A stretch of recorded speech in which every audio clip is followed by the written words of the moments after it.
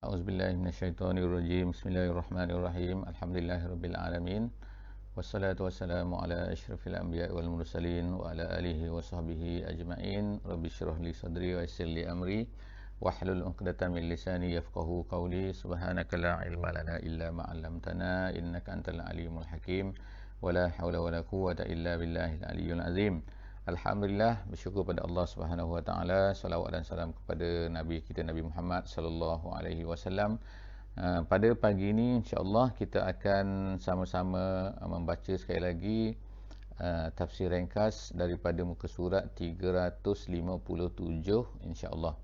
Pembacaan kita pada kali ini insya-Allah daripada ayat 54, bermula daripada ayat 54 surah An-Nur insya-Allah.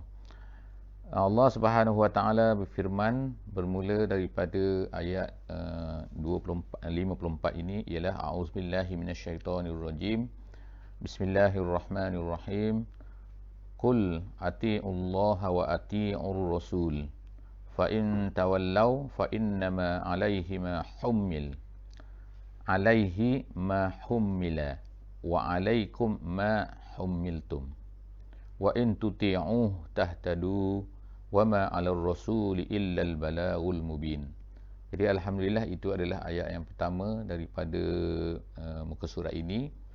Jadi ayat ini sebenarnya ataupun muka surat ini sebenarnya ada dua part yang besar. Yang pertama, part yang pertama ialah beberapa suruhan Allah Subhanahu Wa Taala kepada orang yang beriman.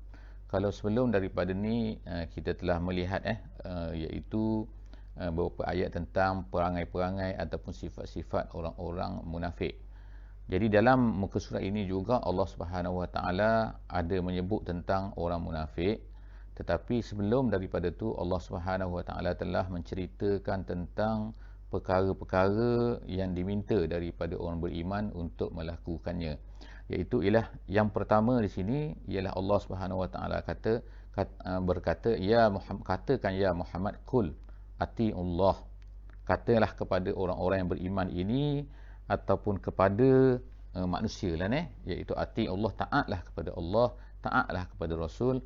Fa in tawallaw, kalau sekiranya kamu berpaling maknanya berpaling engkar, tidak mahu, fa innama alaihi ma hummil. Jadi ayat ini adalah mungkin boleh jadi kepada orang beriman seluruhnya, ataupun boleh jadi kepada manusia seluruhnya, ataupun mungkin juga boleh juga dikatakan bahawa diminta Nabi SAW ini berkata kepada orang-orang munafik itu, iaitu pokoknya dalam sini yang pertama ialah taatlah kepada Allah, taatlah kepada Rasul, dan kemudian fa in tawallaw, kalau kamu semua berpaling, tak kiralah siapa berpaling, dan khususnya kalau orang munafiklah berpaling, fa innama alaihi ma hummil.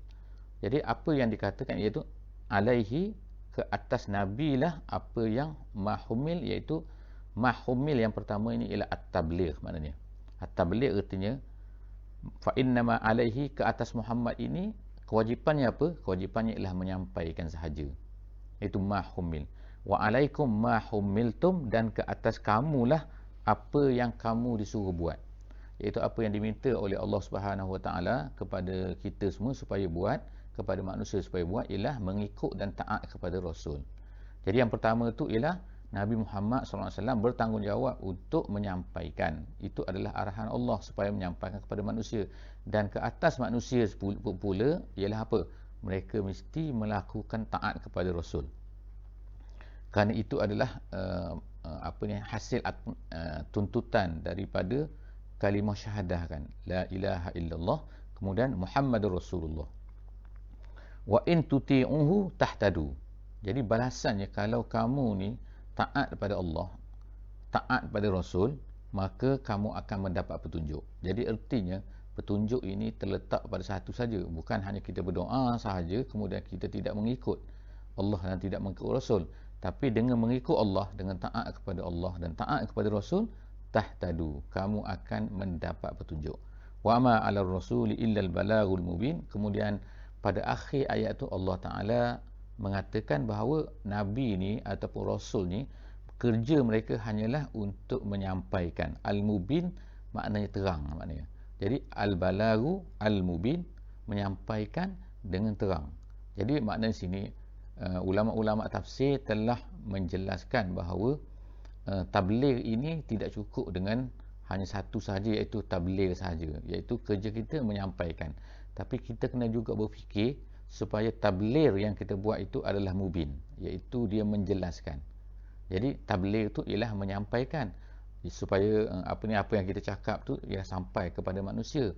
Tetapi tidak cukup hanya sekadar dengan sampai sahaja, tapi dia mestilah sampai, dan kemudian sampai dalam keadaan ianya boleh difahami. Artinya kalau orang tu bercakap memahami bahasa Melayu, jadi artinya kita bercakap menggunakan bahasa Melayu, okey, maknanya orang tu boleh faham. Tapi kalau orang tu tak faham bahasa Melayu, kemudian kita bercakap dalam bahasa Melayu, artinya dah sampai tetapi tidak mubin. Jadi artinya sini mestilah al-balaghu al-mubin, kita kena cari jalan. Cari jalan bagaimana nak membuatkan supaya apa yang kita sampaikan tu boleh menjelaskan, boleh jelas, boleh nampak dengan clear kepada orang yang disampaikan tu. Seterusnya ialah ayat 55. Wa'adallahu allazina amanu minkum wa amilus solihat la yastakhlifannahum fil ardi kama istakhlafal ladzina min qablihim. Jadi ayat ini ialah ayat janji Allah Taala. Jadi bila kita baca ayat ni, kita mesti ingat bahawa Allah Subhanahu Wa Taala telah memberi janji. Janji kepada siapa? Janji kepada orang yang beriman.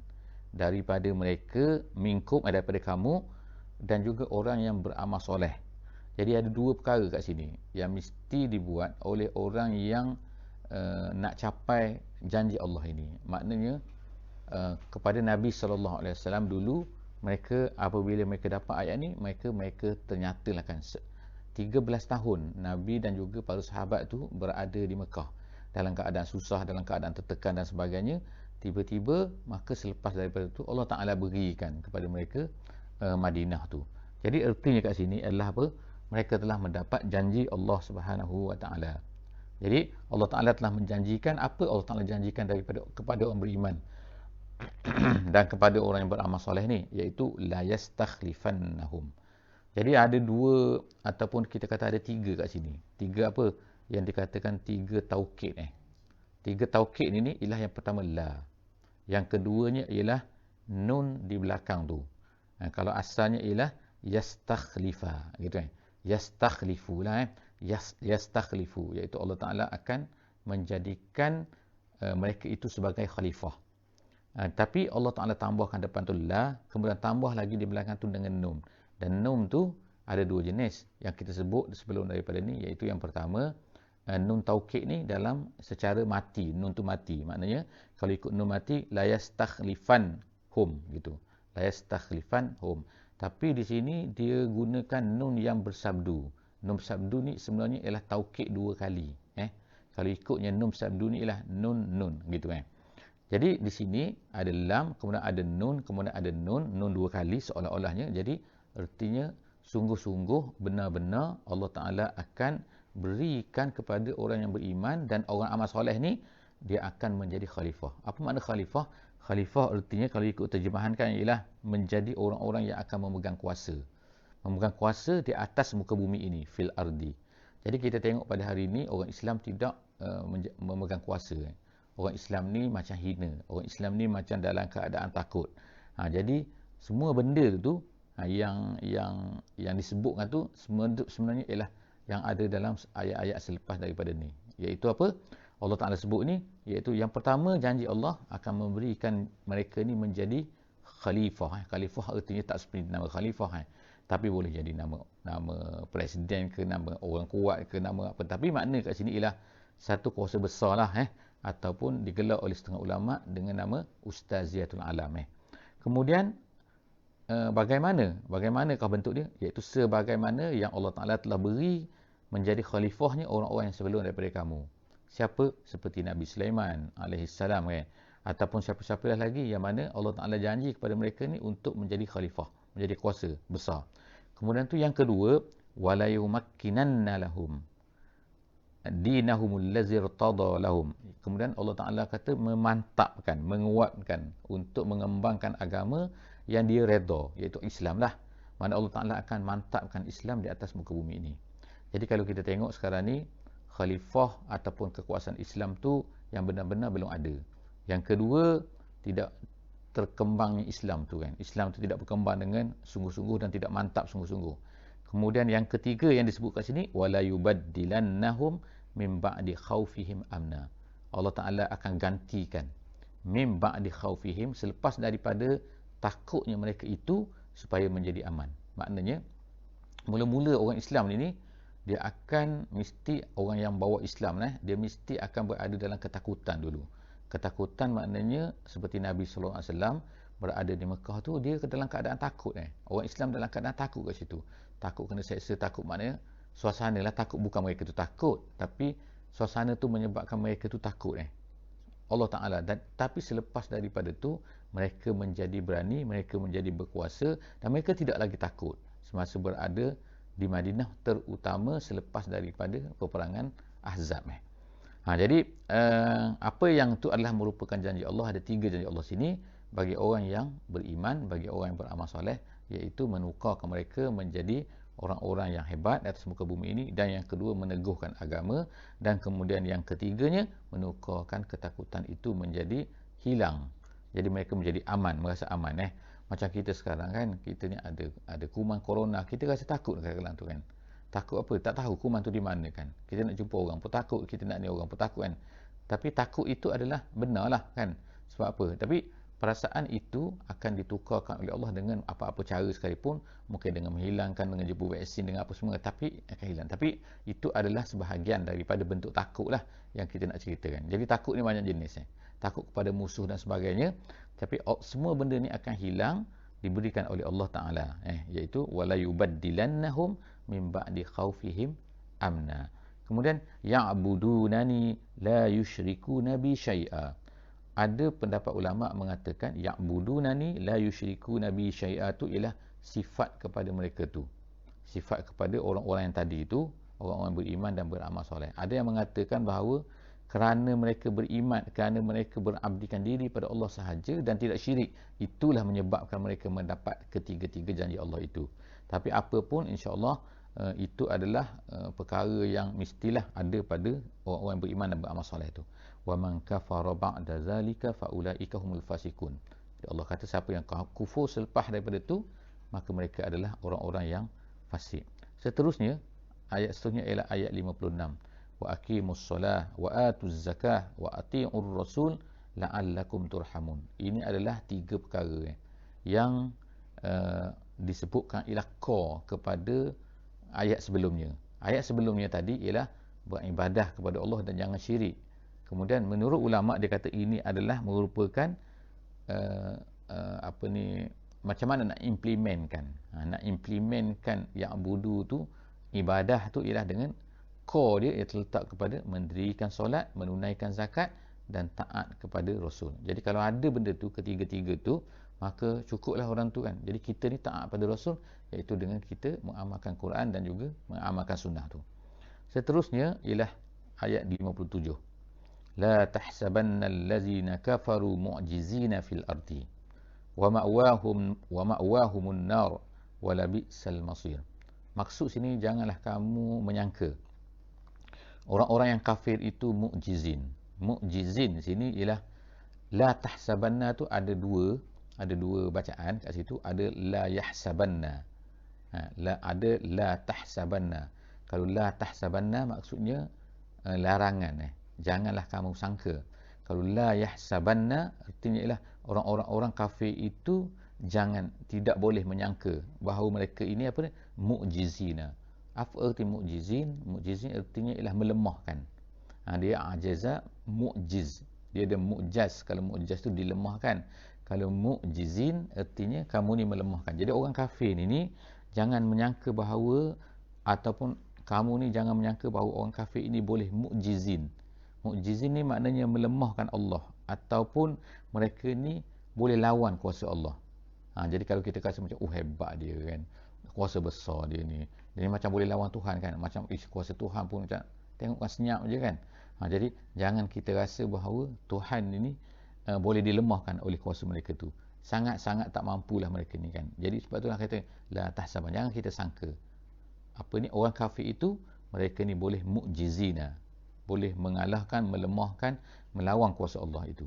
Wa ma'wahumun nar, bagi mereka tempat duduknya adalah neraka, wala bi'sal masir, itu adalah seburuk-buruk tempat kembali.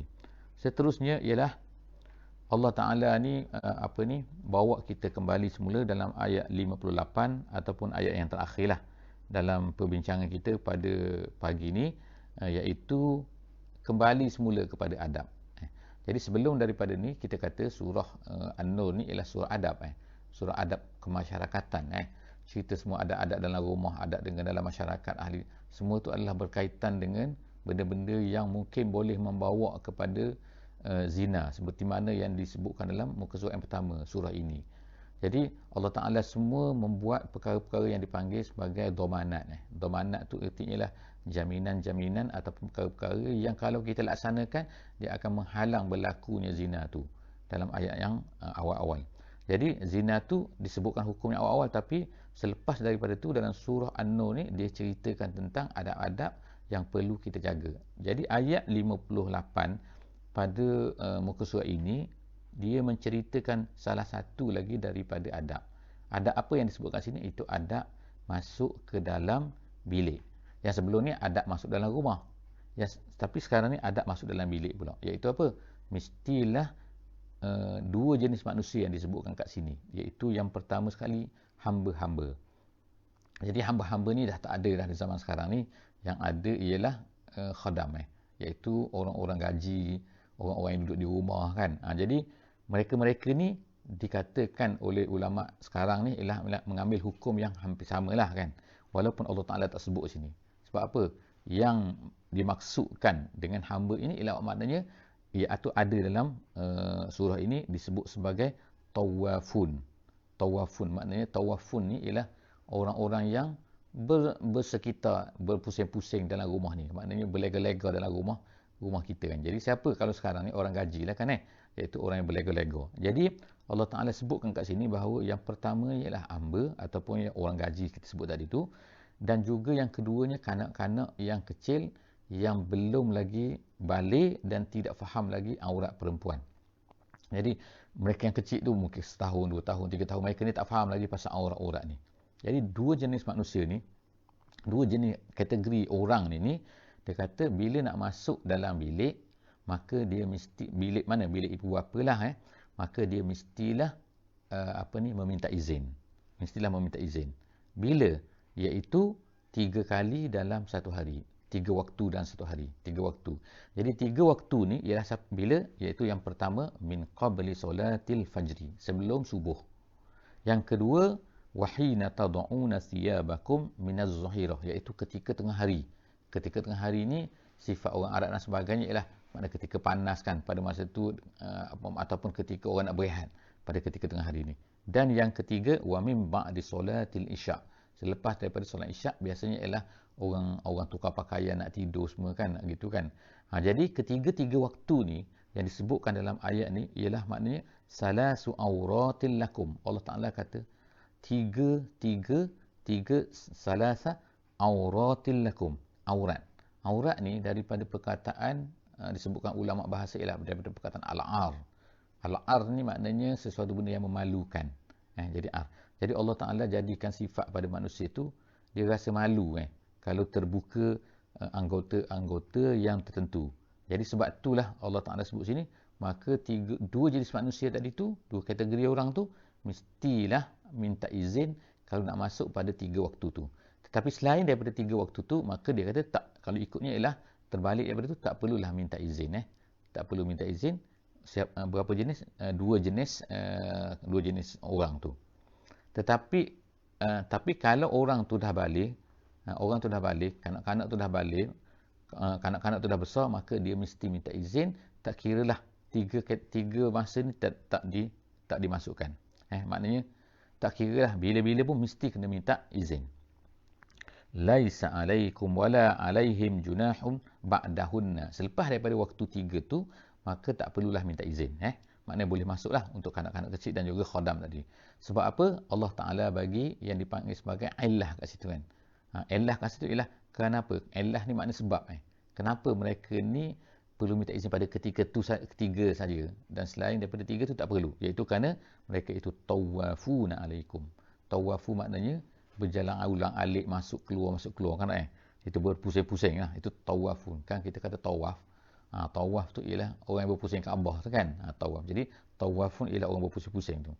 Dan dalam satu lagi hadis yang disebutkan tentang kucing, Nabi SAW sebut tentang kucing. Kucing ni ialah dia tidak seperti binatang-binatang yang anjing dan sebagainya tu kan. Jadi sebab apa Nabi kata? Sebab dia ni adalah tawafun wa tawafat. Dia binatang jinak, dia berpusing-pusing pada manusia. Kadzalika yubayyinullahu lakumul ayat. Begitulah Allah Taala telah yubayyin, menjelaskan bagi kamu ayat-ayatnya. Wallahu alimun hakim. Dan Allah itu maha alim dan juga maha hakim. Jadi yang terakhir ni dalam ayat ni, kadzalika yubayyinullahu lakum, begitulah Allah Taala menjelaskan, menjelaskan bagi kamu semua ayat-ayatnya. Jadi terdapat ahli tafsir yang telah menjelaskan benda ni. Salah satu daripada keindahan surah An-Nur ni ialah ada 9 kali yubayyin ni. Yubayyin ataupun bayyinat dan sebagainya, iaitu penjelasan. Sebab apa? Jadi dia kaitkan penjelasan ni, perkataan penjelasan ni dengan perkataan An-Nur. Nur tu maknanya cahaya. Cahaya tu maknanya ialah menjelaskan. Bila kita ada cahaya, kita akan nampak. Jadi yubayyin itu ada 9 kali dalam surah An-Nur ni. Banyak maknanya. Walaupun surah ini adalah pendek, tapi maknanya dia ada kaitan, dia ada tu dari segi hikmahnya dengan nama An-Nur tu. An-Nur tu ialah yang mencerahkan, yang menjelaskan. Jadi setakat itu saja untuk pagi ini. Aku qauli hadza wa astaghfirullahal azim li wa lakum. Yang baik itu daripada Allah, yang kurang itu daripada saya. Wassalamualaikum warahmatullahi wabarakatuh. Subhanakallahumma wa bihamdik, nasyhadu an la ilaha illa anta, nastaghfiruka wa natubu ilaik. Bismillahirrahmanirrahim. Wal 'asri innal insana lafi khusr illa allazina amanu wa 'amilus solihat wa tawasaw bil haqqi wa tawasaw bis sabr.